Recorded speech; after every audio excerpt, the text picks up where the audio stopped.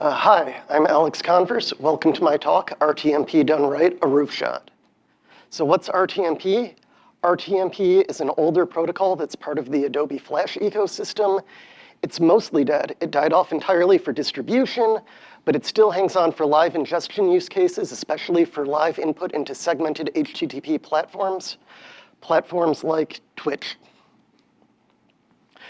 Many other protocols have started to chip away at RTMP's role here, but RTMP remains popular anyway.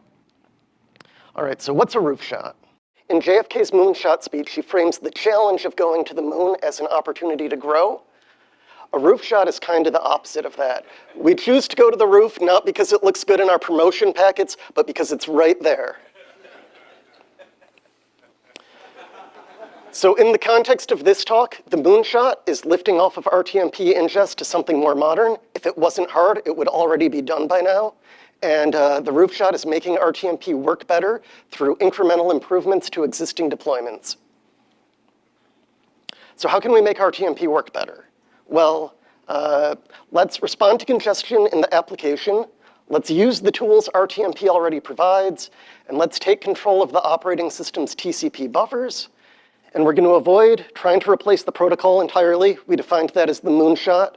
Switching congestion control algorithms, which on a client device can be almost impossible in a lot of cases.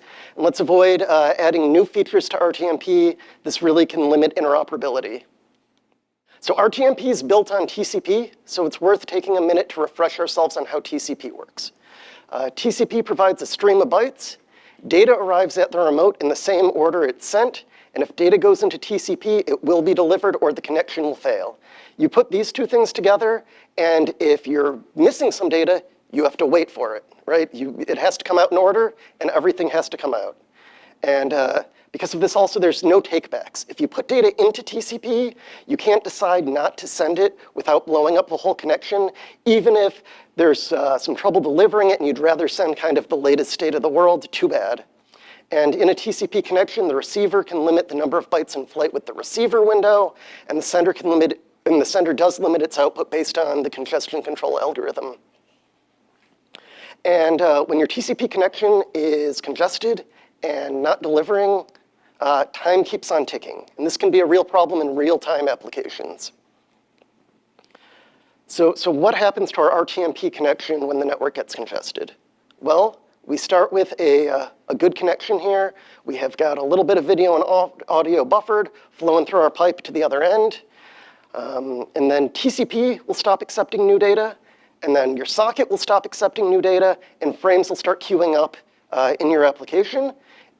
If they queue up long enough, you'll eventually overrun a buffer or run out of memory or something like that. So what can we do about this? Well, we can reduce the encoder bitrate, but the encoder may take a while to respond to a bitrate reduction. And our new frames will get compressed smaller when we reduce the bitrate, but our old frames are just as big as they were before. And our audio frames are already tiny. They're not getting any smaller. And meanwhile, our buffers are still jammed up, and the outstanding frames represent a lot of media time potentially. So what else can we do? Well, we can drop frames. So how do we go about dropping frames? Well, we need to think about what we want the experience to be like when we come out of congestion. Dropping media before encoding media is the easiest thing, but it means it'll take the other side longer to catch up. It'll get a bunch of stale data when it comes out of congestion.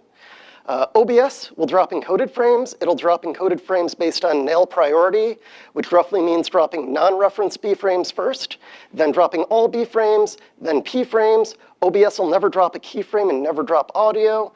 Now, if you're thinking about this for a minute, your non-reference B frames aren't that many bytes. They're going to be your smallest frames. And also, if you're dropping them out of your buffer, you're not decreasing the amount of media time in the buffer because you still have the other frames surrounding them. Twitch's experimental warp delivery protocol, which is a QUIC-based protocol, will drop the tail of a GOP. There's no reason you can't take this same strategy and apply it to RTMP as well. All right, what else can we do besides dropping frames? Well, we can make better use of the RTMP chunk stream. It's probably the most misunderstood part of RTMP. Wireshark mostly hides it from you. LibRTMP mostly hides it from you. The RTMP acronym stands for Real-Time Messaging Protocol, and in RTMP, a video or audio frame is a message, and messages get broken down into chunks before being sent out over TCP. Now, if your tooling is all hiding this chunk stream layer for you, a few things might seem odd about it. Why are 16 pages of the spec devoted to this thing? Why is the default chunk size microscopic? And why would anyone ever want to use a chunk size smaller than the maximum size? Well, the answer's been in the spec the whole time. Chunking allows large messages at the higher level protocol to be broken into smaller messages, for example, to prevent large low priority messages such as video from blocking smaller high priority messages such as audio or control. So we want to break our big frames into chunks. And this diagram is an example of how you can use the chunk stream to prioritize audio. We're going to build separate queues for video and audio, and this is okay because we have timestamps to synchronize things. And we're going to pause sending a video frame on a chunk boundary when audio appears and prioritize sending that audio. When the queue gets long, we can still drop frames. And we can even abort a large in-progress frame if we decide that's the thing we want to do. All right. So what else can we do besides using chunk stream better? Well, we can queue less data inside of TCP. This allows the application to become aware of congestion sooner and start doing things like adapting the encoder sooner. And it means we're not committing more stale data when we're congested. We're going to stop digging when we're in that hole. So this is a diagram representing data buffered for a TCP connection. At the front of the queue, all the way on the right in red, we have our bandwidth delay product. That's data that's been sent over TCP but not yet acknowledged. TCP is required to keep this data around in case it needs to retransmit. Then queued up behind that, we have data that's been committed to the socket that's sent to the OS kernel but not yet sent out over TCP. And then queued up behind that, we have the data that's still inside the application. And this is the data we can manipulate.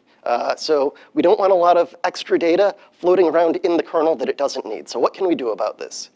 Well, we can use socket option. Sort of the classic socket option is TCP send buffer. It's been around forever, and it limits the total amount of memory used by the kernel to service a particular TCP connection.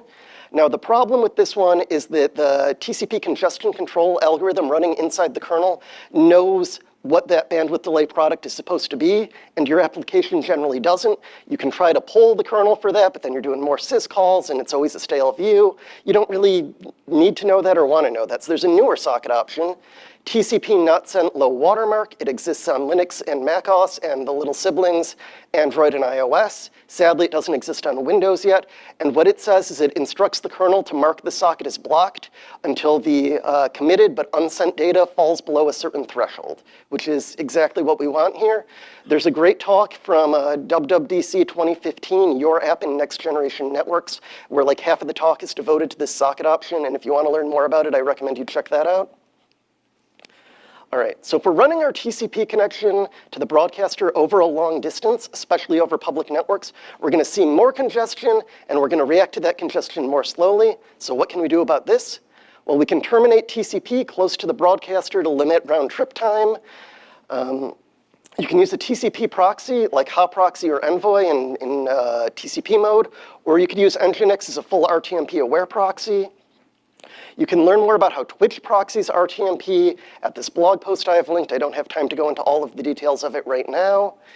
And when we've limited this RTT, we're also effectively limiting the amount of unacknowledged data at the same throughput, right? Our bandwidth delay product is going down, not because the bandwidth is going down, but because the delay is going down. And this lets us shift even more data back into the application where, again, we have the power to manipulate it. So kind of in summation, we can make RTMP work better by picking an appropriate frame dropping strategy, using the full power of the chunk stream layer, limiting the operating system buffers, and terminating TCP close to the broadcaster. These tricks can let us squeeze more performance out of RTMP until we're ready to replace it entirely. I hope I've inspired you to come join me up on the roof. Thanks.